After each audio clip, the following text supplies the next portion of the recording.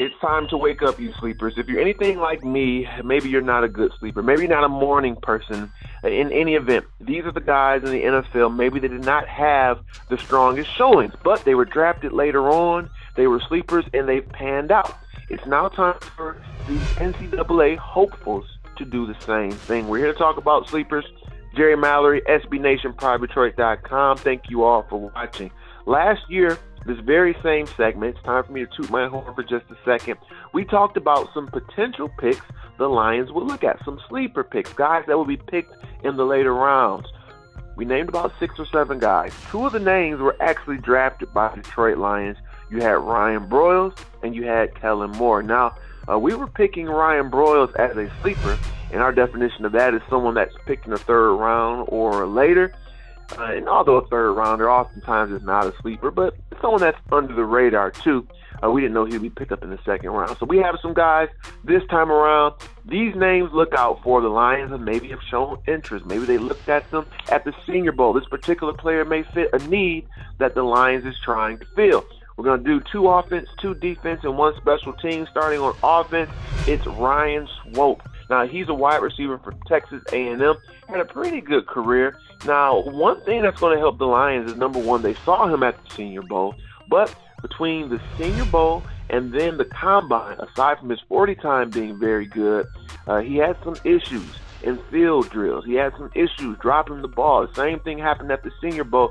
So a guy that, because of his height, 6'1", and his weight, 206 in the 40 time of 4.34, he could easily be a 1st or 2nd round talent. He may drop to the 3rd round. This would be a perfect player for the Detroit Lions to nab.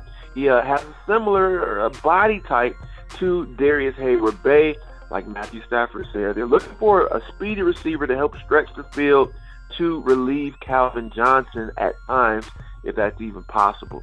Now, next we're looking at Ontario McCaleb. He's a running back from Auburn, another guy the Lions have had a long, extensive look at. Now, he's someone, because of his slight of build, he's only 5'10", 168 pounds. You know, you're going to use him situationally. The Lions love Dexter McCluster. They watched him at the Senior Bowl years ago. They weren't able to draft him. Ontario McCaleb is that type of player. He can return punts. He can return kicks. He can situationally catch the ball out the backfield, line up at receivers. Sometimes it's a possibility. Don't forget, Reggie Bush is in tow. We have a speed running back. We're going to have to add one more guy because we know the game of football is a war of attrition. So we're going to need to add one more speedy, electric guy. Ontario McCaleb may very well be the person that they look at. Now, moving on, we're not going to do 2 and 2. I kind of lied there. We're going to cheat. We're going to do one more offensive player. Sorry, we had to do it. It's going to be Deion Sims, tight end from Michigan State. Now, if you're going to nab him, it's probably going to be around the 4th round. He may go in the late 3rd also. Backtracking on Ontario McCaleb, he probably could be had in the 5th or 6th round. Now, Deion Sims, we've seen him, tight end. He was a Sparty. Big guy, 6'5", 262. His 40 time, it was decent, about a 4.74. I think he's going to impress some people at the next level. He kind of reminds me of a poor man's Brandon Pettigrew. He's good at blocking, and I think he is improved in the pass game.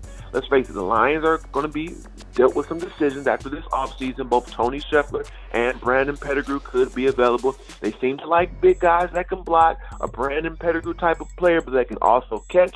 Deion Sims may have his name called. Remember, we have a compensatory pick in the 4th round a little bit later. But if he falls to that spot, I would not be surprised if the Lions jumped all over it. Now, moving on to the defensive side of the ball, this is someone that the Lions got to look at. He also was an attendee of the Senior Bowl. It's Everett Dawkins, defensive tackle from Florida State University. Now, one thing you have to be confident in with the Lions is they have shown that they can nab this talent, these defensive tackles. Let's look at the history.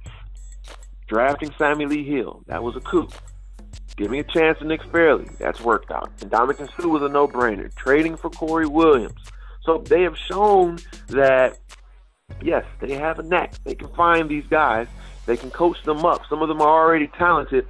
They want to run and roll out 4 defensive tackles. They have 3. They'll need one more. Everett Dawkins, He's not the biggest of guys. He's raising at about 292. He has some decent speed. We know Jason Jones may potentially roll over. He could be your quasi-fourth defensive tackle. This is someone that some people have been telling me Jim Schwartz, by getting a look at him at the Senior Bowl, was a little bit intrigued by. So his name could be someone that's called later on around the 6th round. Now, the last position we're going to look at is special teams, and it's going to be a punter. Now, we addressed the kicker situation. We have David Akers. We have Mr. Kickalicious Ruglin in tow. But what about punter? I think punter will be a position that will be drafted by the Lions. It may be an undrafted free agent. That would be a signee, or it may just very well be a draft pick, like the 7th round. I'm going to say Quinn Sharp. Again, someone that the Lions were able to get a look at. He looks pretty good at the Senior Bowl. He can kick and punt, but he's going to come in and be our punter. He averaged about 46.5 punts, yards per punt. A decent size, 6'1". That doesn't matter too much for punters. We haven't even looked at a punter. It doesn't seem like we've addressed it. In my opinion, it's because we're going to draft one. So that's going to do it. Those are your sleepers. Hopefully these guys maybe are asleep, but they'll wake up in the NFL. If one or two of these names are called by the Detroit Lions, just think back and say, Jerry told you so. All right, guys, I'll be back in another day giving you a full 7-round mock draft. And yes, you will be able to see my wonderful face at that time. I want to thank each and every one of you for watching, for listening, whatever you're doing at this time. Don't forget to subscribe. And as always, this has been Jerry Mallory for SB Nation and PrideDetroit.com.